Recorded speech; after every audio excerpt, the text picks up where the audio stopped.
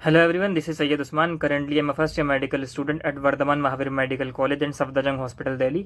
और 7 महीने बचे हैं आपके नीट के एग्ज़ाम के लिए और डेट भी अनाउंस हुई है। रिसेंटली एनटी ने नीट की डेट अनाउंस कर दी है, जेई की भी डेट अनाउंस कर दी है। तो इससे एक क्लियरिटी तो हमें ये मिली है कि नीट का पेपर एनटीए ही करा रहा है, एनएमसी नहीं करा रहा और एम्स नहीं करा रहा। ठीक है, तो ये बहुत राहत की बात है आप लोगों के लिए कि एनटीए करा रहा नीट। तो पैटर्न ऑलमोस्ट सेम सेम सा ही रहेगा जैसा 2023 का या 2022 का आया। लेवल थोड़ा सा अप हो सकता है हार्डनेस के हिसाब से, मतलब हो सकता है फिजिक्स हार्ड आ जाए, फिर कोई सा पर्टिकुलर सब्जेक्ट हार्ड हो जाए। लेकिन इतना तो पता है हमें कि एजेशन रीजन और स्टेटमेंट वाले सवाल आएंगे ही, तो आपको उसी हिसाब से अपनी तैयारी रखनी है। तो एक अनसर्टेनिटी तो खत्म ही हो गई कि एनएमसी नहीं करा रहा और एम्स भी नहीं करा रहा। ठीक है, तो थोड़ी सी अनसर्टेनिटी खत्म हो गई। अब आपके पास 7 मंथ्स बचे हैं, तो आप ऐसा क्या कर सकते हैं जो 7 मंथ आपके वेस्ट ना हो, और कुछ तो इफेक्टिव मैं बता के जाऊँगा आपको आज। तो अगर आप बिल्कुल जीरो पे हैं, ठीक है, अगर आप बिल्कुल जीरो पे हैं तो 98 चैप्टर्स आपके बचे हुए हैं अभी। ऑलमोस्ट कितने चैप्टर्स होंगे? 98 चैप्टर्स होंगे। तो 98 चैप्टर्स में अगर आप देखोगे तो 38 तो बायो के हैं। ठीक है, और 30-30 के अराउंड जो है 30-30 ही होंगे फिजिक्स केमिस्ट्री। मैंने अप्रॉक्सीमेटली लिया है। ठीक है, कोई ये मत कहना कि ये सर 29-28 है। ठीक है, तो 30-30 केमिस्ट्री में, 30 फिजिक्स में मान लिए मैंने, और बायो में 38 तो है ही। ठीक है, बायो में 38 फिक्स है। अगर पुरानी वाली एनसीईआरटी को फॉलो करें तो नई वाली एनसीईआरटी को फॉलो करना है। पुरानी वाली तो अभी तो पुरानी वाली को करना है जब तक कि ब्रोशर नहीं आता। जब ब्रोशर आ जाएगा, अगर उन्होंने कहा कि नई वाली एनसीईआरटी के हिसाब से, क्योंकि उसमें पूरा सिलेबस देते हैं वो, मुझे तो लगता है कि पुरानी वाली एनसीईआरटी के हिसाब से पेपर आएगा, नई वाली से नहीं आएगा। तो अगर नई वाली से आया तो जबकि जब देख लेना, लेकिन अभी तो आप पुरानी की तैयारी करो क्योंकि दिक्कत हो जाएगी नहीं तो बाद में। तो 38 चैप्टर बायो के, ठीक है, और 30 केमिस्ट्री के, 30 फिजिक्स के अगर हम मान लें, तो अगर हम इसको 6 महीने मान लें आज से, ठीक है, क्योंकि लास्ट का 1 महीना तो छोड़ना पड़ेगा ना आपको। लास्ट के महीने में तो आप रिवाइज करोगे, तो अगर 6 महीने ही बचे हैं आपके पास, तो 6 महीने में आप कैसे रिवाइज कर सकते हैं? 38 चैप्टर्स को अगर 6 महीने के अंदर डिवाइड करोगे आप, तो कितने चैप्टर मिल रहे हैं आपको? तकरीबन 7 चैप्टर्स ऑलमोस्ट बायो के हर महीने करने पड़ेंगे आपको। और कितने चैप्टर्स फिजिक्स और केमिस्ट्री के करने पड़ेंगे? 5 फिजिक्स और 5 केमिस्ट्री के। तो खतरनाक बहुत है, बहुत ही मुश्किल सा लग रहा है। फिजिक्स के 5 चैप्टर करना 1 महीने में, और फिजिक्स के केमिस्ट्री के 5 चैप्टर करना 1 महीने में, तो बहुत मुश्किल सा लग रहा है, लेकिन इम्पॉसिबल भी नहीं है, क्योंकि तुम काफ़ी चीज़ें आसान कर सकते हो। मतलब तुम्हें 17 चैप्टर ऑलमोस्ट हर महीने करने पड़ेंगे। देखो बायो के तो कर लोगे तुम 7 चैप्टर, मुझे ही पता, तुम्हें पता है, क्योंकि तुमने कुछ ना कुछ पढ़ रखा होगा। ठीक है, तो बायो के तो तुम कर लोगे 7 चैप्टर्स, लेकिन फिजिक्स केमिस्ट्री में दिक्कत आ सकती है। तो देखो भैया, जो चैप्टर्स तुमने पढ़ रखे हैं पहले से, तो उनको तो उनके लेक्चर्स वगैरह मत देखना, लेकिन तुमने जो चैप्टर्स नहीं पढ़े हैं, तो उनके तो तुम्हें लेक्चर्स देखने ही पड़ेंगे। देखो इसका कोई शॉर्टकट नहीं है। और अगर तुम सोच रहे हो कि वन शॉट से करके मैं आसानी से हो जाएगा, तो नहीं होने वाला।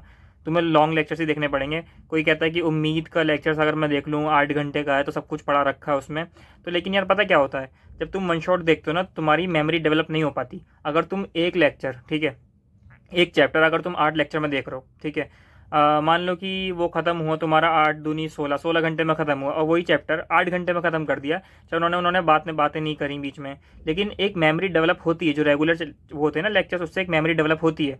अगर तुम दिन के 4 लेक्चर देख रहे हो तो उसकी अलग बात पड़ेगी। अगर तुमने दिन में वन शॉट देख लिया एक, तो उसकी बात अलग पड़ेगी। मतलब मैं कहने का मतलब ये है कि रेगुलर जो चैप्टर्स चल रहे होते हैं ना क्लासेस में, और जो बैच में चल रहे होते हैं, उनका अलग फ़ायदा होता है। वन शॉट से इतना फ़ायदा नहीं होता। ठीक है, एक बात तो ये समझ लो तुम, अगर तुम सोच रहे हो कि वन शॉट से हो जाएगा तो दिक्कत रहेगी। बाकी अपनी अपनी मर्जी है आपकी। तो अगर वन शॉट मत जाना, फिजिक्स के लिए भी और केमिस्ट्री के लिए भी वन शॉट में मत जाना। बायो के लिए वन शॉट देख सकते हो, क्योंकि बायो में तो देखो खुद ही पढ़ना है, फिर एनसीईआरटी पढ़नी है, याद करना है। एनसीईआरटी में जो डाटा है वो याद करना है, रटना है बेसिकली बायो में। तो इनऑर्गेनिक में भी रटना ही है। ठीक है, तो इनऑर्गेनिक का भी वन शॉट देख सकते हो तुम, दिक्कत वाली बात होगी नहीं इतनी। लेकिन फिजिक्स में और केमिस्ट्री में चाहता हूँ कि आप जो है पूरे पूरे लेक्चर्स ही देखें। अगर हाँ कोई चैप्टर अगर आपको आता है अच्छी तरीके से, तो आप उसका वन शॉट देखो और क्वेश्चंस लगा लो। क्वेश्चंस कहाँ से लगाने हैं आपको? एलन के मॉड्यूल से, फिर आकाश के मॉड्यूल से उठाना।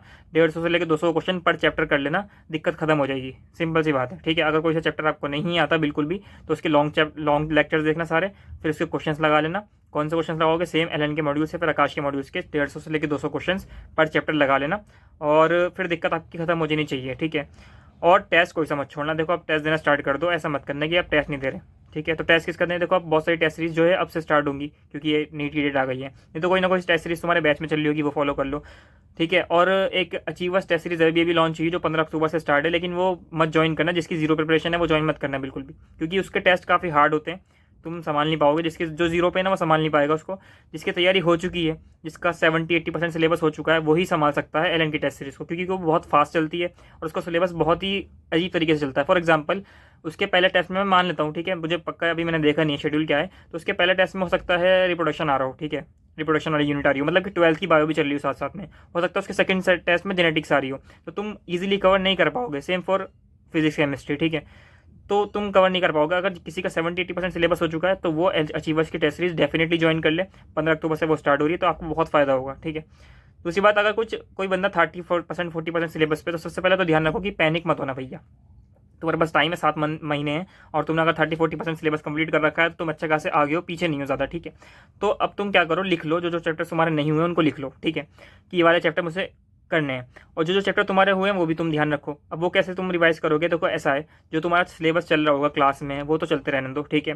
साथ में एक शेड्यूल बना लो, एक महीने के अंदर मुझे इतने 4 चैप्टर या फिर 5 चैप्टर पीछे के रिवाइज करने हैं, उसको लिख लो। लाइक इतनी तारीख को मैं अपना थर्मोडायनेमिक्स रिवाइज करूंगा, इतनी तारीख को मैं अपना जो है एनएलएम रिवाइज करूंगा। तो ये चीज़ें लिख लो, ठीक है। एक महीने में 4 चैप्टर 5 चैप्टर रिवाइज करो पीछे के, ठीक है, अपार्ट फ्रॉम रेगुलर सिलेबस जो चल रहा है उसके उसके उससे हट के अपने पीछे के चैप्टर्स ऐसे रिवाइज करो। एक बात तो ये। दूसरी बात ये कि अपना सिलेबस तैयार करना तुम हो सके तो फरवरी तक खत्म कर लेना, ठीक है। अपना सिलेबस हो सके तो फरवरी तक खत्म कर लेना, नहीं हो सके तो कोई बात नहीं, मार्च में घुस जाना। देखो असल में क्या होता है, लोग कहते हैं कि फरवरी तक खत्म कर दो, फरवरी तक खत्म कर दो, लेकिन यार ऐसा होता है ना कि अगर तुमने उल्टा सीधा करके फरवरी में खत्म कर दिया तो कोई फायदा नहीं है उसका।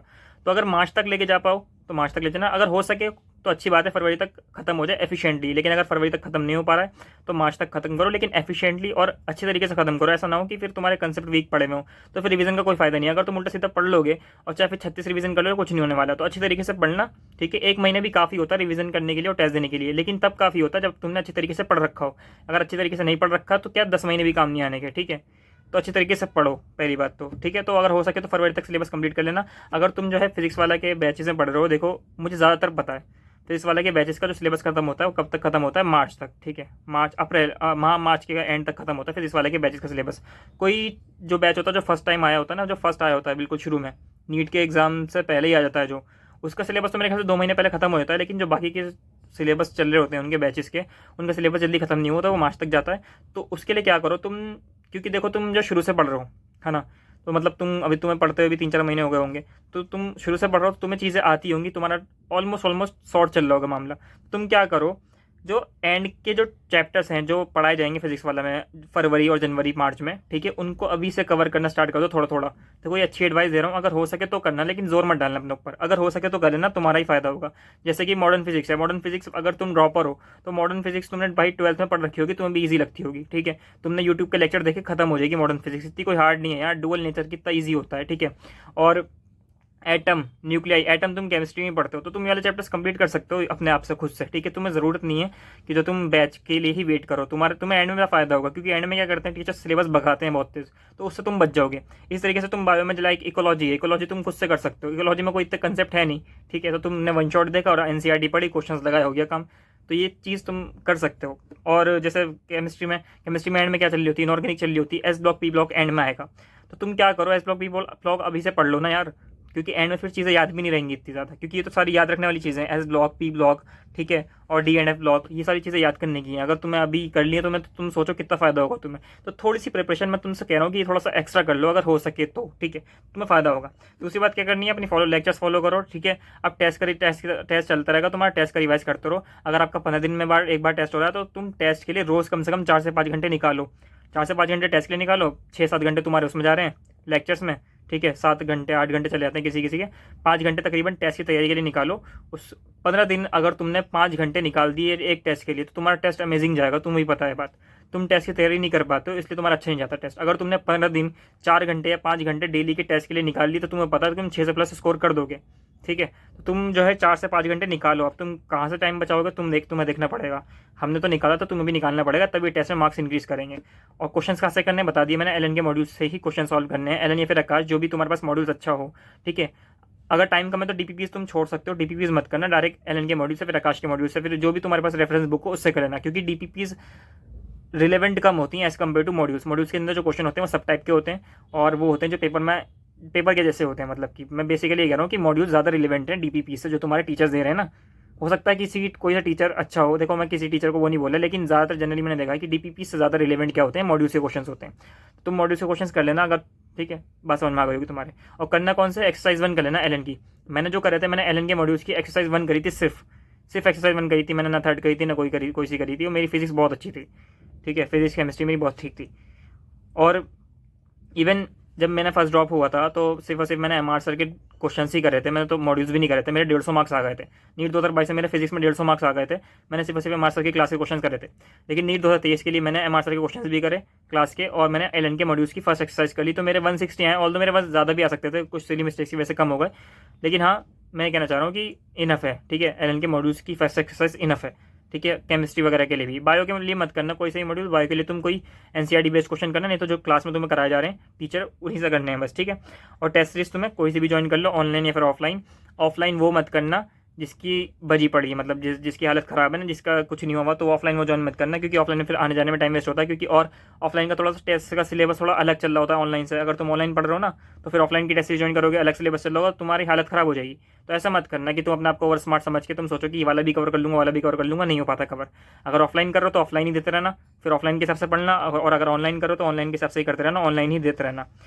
ऑफलाइन टेस्ट सीरीज ऑनलाइन के साथ कौन ले सकता है? जिसका 70-80% 90% सिलेबस खत्म हो चुका है, ठीक है, 60% सिलेबस खत्म हो चुका है। जो कवर कर लेगा वो तुम्हें पता है तुम कवर कर पाओगे नहीं कर पाओगे। अगर कर लोगे तो ले लेना, नहीं तो मत लेना। इस तरीके से अचीवर्स की टेस्ट सीरीज मैंने बताई जो आने वाली है 15 अक्टूबर से, तो वो वही कर पाता है जिसका सिलेबस अच्छा खासा हो रखा होता है, जो इंटेलिजेंट होता है, जो 580-590 स्कोर कर चुका होता है, 550 स्कोर कर चुका होता है नीट में ऑलरेडी, ठीक है। तो उसके लिए ही आसानी पड़ती है, नहीं तो फिर बाकी सबकी बैंड बची पड़ी रहती है। मैंने खुद देखा है, मैंने अचीवर टेस्ट सीरीज ज्वाइन करी थी ना, बजी पड़ी थी भाई सबकी। तो ध्यान रखना इन सब चीज़ों का। और बस यही बातें थी मुझे बतानी थी, और कोई और बात हो तो मुझसे पूछ लेना। That's all from my side. Thank you so much. Bye bye.